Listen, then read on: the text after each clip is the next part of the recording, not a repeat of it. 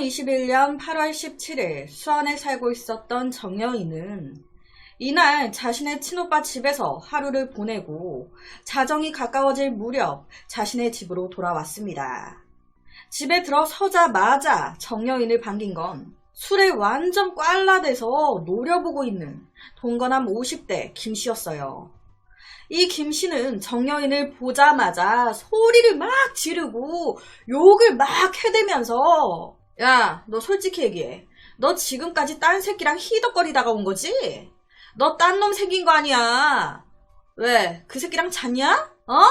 정여인이 친오빠 집에서 있다가 온 거라고 아무리 말을 해도 아예 안 믿는 거예요. 친오빠? 그 새끼가 너 바람 피는 거 도와주고 있구나. 내가 너부터 네 오빠의 가족들까지 내가 싸그리 다 죽여버릴 거야. 그렇게 소리소리 지르더니 정여인의 오빠를 죽여버리겠다고 흉기를 챙깁니다.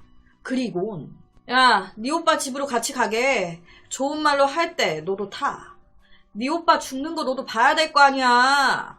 상황이 이렇게 돼버리니까 순간이 정여인 너무 무서웠던 거예요. 그래서 이때 혹시 모를 만약의 상황에 대비해서 몰래 뒷주머니에 과도를 챙깁니다. 이때요, 자기가 쓰려고 챙겼다기보단 무방비 상태인 오빠한테 건네주려고 챙긴 거예요. 그러니까 양쪽 다 흉기를 챙긴 상황인 거죠. 그렇게 정여인과 김씨 차량에 탔고 이때부터 악몽 같은 시간이 시작됐습니다. 김씨가 술에 취해 음주운전을 하면서 한 손으로는 운전대 또 한 손으로는 흉기를 딱 쥐고 야, 너 딴 놈 생긴 거 아니야. 내가 모를 것 같아? 혼자 흥분해가지고 소리소리 지르면서 흉기로 허벅지를 내려치고 너 내가 여기서 확 죽여버릴 거야 라고 쉴 새 없이 욕을 하면서 흉기를 정여인의 목에 갖다 대기까지 했습니다. 그러다 차가 잠시 멈춘 사이 몸싸움으로까지 번진 상황. 정여인은 내가 이대로 가만히 있다가는 이 남자 손에 쥐어진 칼에 찔려 죽을 것 같았습니다. 그래서 몰래 챙겨왔던 과도를 꺼낸 겁니다. 그리고 바로 김씨의 오른쪽 가슴을 찌른 거예요. 차에 탄 뒤로 내내 흉기 위협 등 공포 속에 있던 정여인이 저항을 한 거예요. 늦은 밤 좁은 차 안에서 흉기로 위협받던 그 상황에서 이 정여인의 행동은 정당했을까? 사실 두 사람 다 한국 사람은 아니었어요. 중국 국적의 중국인이었습니다. 중국이었든 한국이었든 어쨌든 차 안이라는 되게 가둬진 좁은 밀폐된 공간에서 이 남자가 눈이 돌아가지고 칼을 들고 욕을 막 하면서 계속 너나 네 오빠 네 가족들 내가 다 죽여버리겠다면서 위협을 합니다. 이때 이 여성이 느꼈을 공포감, 자신도 죽을 수 있고 오빠까지 죽을 수 있다는 그 공포감이 정말 엄청났을 것으로 생각이 돼요. 실제 이 정여인은요, 바로 옆 운전석에서 목과 몸에 흉기를 갖다 대면서 위협을 해대는데 신음소리만 내도 큰일 날 것 같았습니다. 너무 무서웠습니다.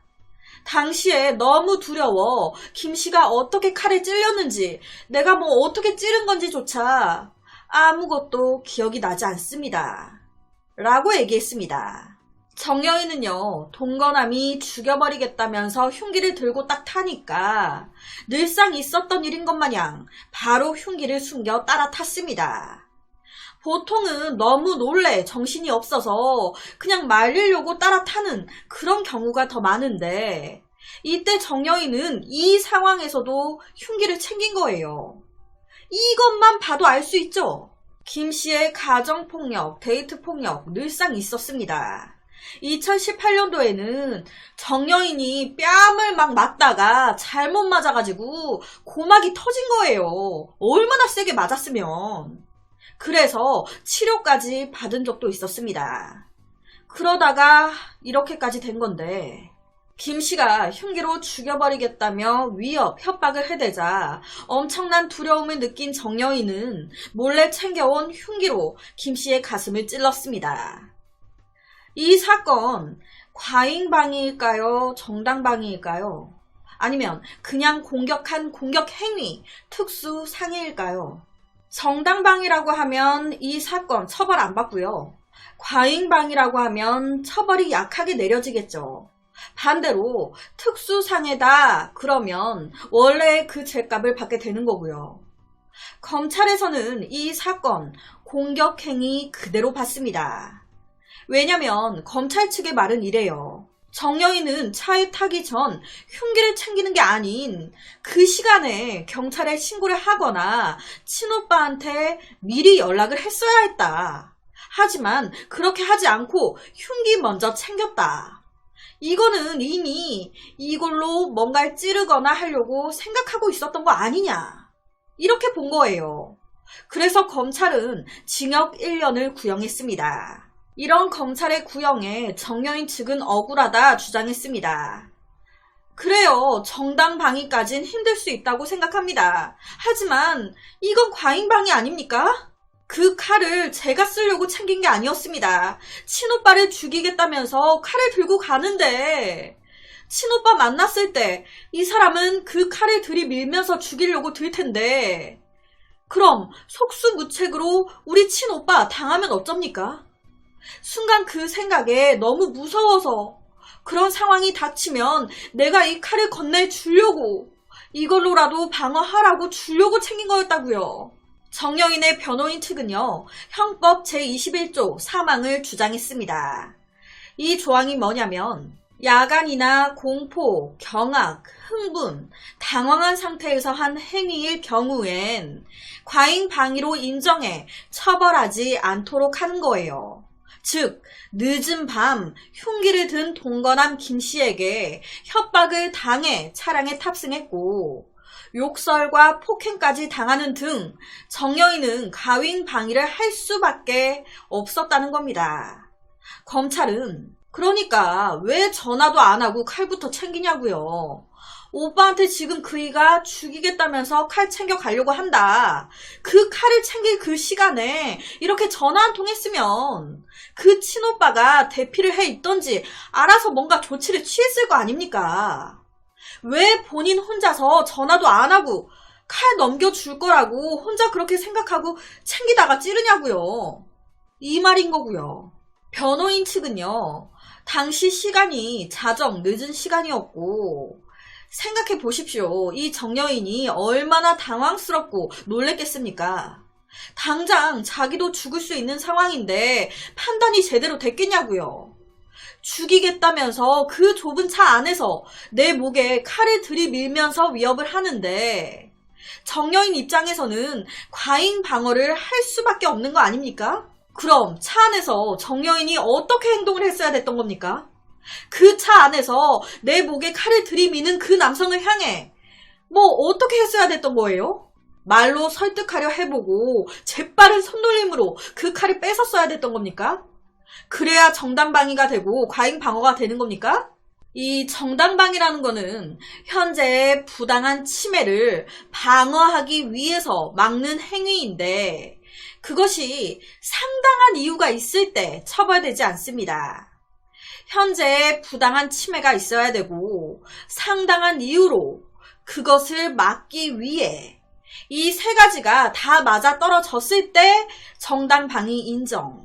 또한 부당한 침해, 상당한 이유 다 똑같아요. 그런데 그걸 막기 위한 방어 행위가 조금 과하게 됐을 때 그게 과잉방위가 된다고 합니다.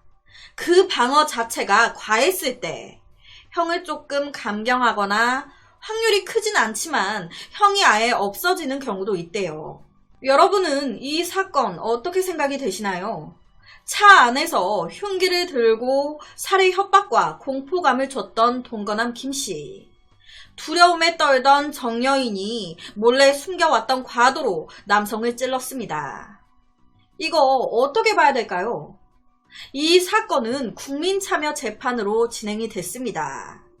배심원들 총 7명은 특수상해에 대해서는 4명만 인정, 3명은 불인정했고요. 정당방위는 6명 모두 인정하지 않았습니다. 6명이. 너무 과도한 공격이라고 본 거예요. 정당방위는 아니다. 오히려 만장일치로 나온 건 과잉방위였습니다. 재판부 역시도 배심원들과 같은 생각이었어요. 과잉방위로 봤습니다. 그래서 이 동거녀 정여인에게 무죄를 선고했습니다. 앞서 그랬잖아요. 높은 확률은 아니지만 과잉방위여도 그 21조 사망으로 무죄로 나오는 형이 없어지는 경우가 있다고. 재판부는 이 사건의 범죄 사실은 배심원 전원이 편결하는 바와 같이 형법 제21조 사망에 해당되는 것으로 보여 피고인에게 무죄를 선고한다. 이 사건 같은 경우가요, 진짜 계속 말씀드리지만 거의 일어나지 않는 경우라고 합니다. 이런 경우가 이 사건 전에 2018년도에 딱 한 번 있었고요. 그 전에는 50년 전에 인정한 사례가 있었대요. 그러니까 정말 흔하지 않는, 제가 이때까지 다룬 사건들 중에 정당방위 사건들이 꽤 있습니다. 그런데 준비하면서도 너무너무 화가 났었어요. 도대체 이것도 정당방위가 아니면 어떻게 피해자가 행동해야 정당방위가 되는 거냐고. 피해자는 그냥 죽으라는 거야 뭐야. 준비하면서도 화가 났던 사건들이 꽤 있는데 그만큼 이때까지 재판부는 기계적으로만 좀 많이 판단을 했어요. 누군가 날 위협해서 내가 흉기로 찌른 거, 저 상황이 되면 우리 일반인들도 내가 살아야 되는데 어쩔 수 없지 라고 생각이 되지만 재판부에서는 기계적으로만 딱 보니까 당신이 죽을 똥살똥한 상태였어도 당신이 범인을 찌른 건 잘못한 거지. 이렇게 기계적으로만 봐버리니까 정당방위든 과잉방위든 잘 인정을 안 했던 거예요. 그러다 보니 국민들은 애가 타고 화가 치밀어 오르는 거고요. 이게 어떻게 정당방위가 아니야. 이게 어떻게 과잉방위가 아니고 살인미수고 살인이고 특수상해야. 이렇게 안 하면 내가 이 사람 손에 내가 죽음을 당할 뻔했는데 그럼 내가 죽었어야 됐다는 거야 뭐야. 여튼 이 사건 판결은 사실상 사문화돼 있던 과잉방위 무죄 규정이 현실에 적용된 매우 드문 사례라고 하는데 이게 참 씁쓸하죠. 그렇다면 도대체 이런 상황에서 어떻게 피해자가 행동을 했었어야 됐던 건지. 말이 오빠한테 전화를 했었어야지 하지. 당장에 칼 들고 오빠 집에 가겠다면서 너 안 오냐고 소리소리 지르면서 칼로 당장이라도 찌를 듯이 달려드는데 어떻게 전화를 하며 내가 전화한다고 이놈이 가만히 기다려주고 있겠습니까? 너 지금 네 오빠한테 전화하는 거냐? 너 죽고 싶어? 너부터 죽자 오늘. 이렇게 될 수도 있는 거 아니에요. 우선 급한 대로 흉기를 챙긴 걸로 보이는데 여튼 무죄로 나왔다니 다행입니다. 그래서 오늘은 위협하는 동거남을 찔렀는데 무죄가 선고된 한 사건을 가지고 왔습니다.